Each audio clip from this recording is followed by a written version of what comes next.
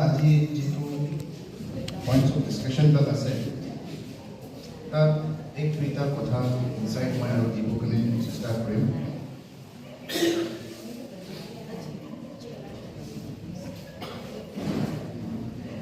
যিটো ইনিচিয়েশ্যন আছে first and second level, first লেভেলটো কি আছে তাত মানে এইটো ইনিচিয়েট কৰে ইটো দিন পৰা এইটো মানুহটো ৰামবাৰ চৰণতে সমৰ্পণ কৰা হয় বন্ধু মানে ৰামবাৰ কাৰণে চাৰেণ্ডাৰ কৰা হৈছিল। ৰাম ফ্ৰাইটছ বুলি কোন কাৰণে ক'ব যোনে ৰামবাৰ কাৰণে চাৰেণ্ডাৰ কৰিছে আচলতে সিয়ে ৰাম ফ্ৰাইট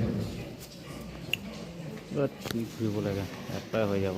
টেক্সট আছে তাত লিখা আছে কি যোন মানুহ আমাৰ RFS মানে ৰামফ্ৰা বাই ভাৰ্চু অফ বাৰ্থ মানে হি ৰামফ্ৰাইটছ, কিন্তু হি ইনিচিয়েশ্যন লোৱা নাই। এইটো সঁচাকৈ ৰামফ্ৰাইট হয় নেকি?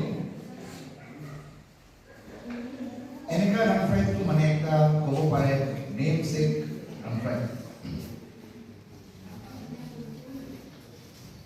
এইটো নেম চেক কাৰণে আছে, কিন্তু যদি আচল ৰামফ্ৰাৰ ভাৱ ৰামবাৰ চৰণতে যদি ঘুমাব গ'লে এইটো ইনিচিয়েশ্যনটো ল'ব লাগে।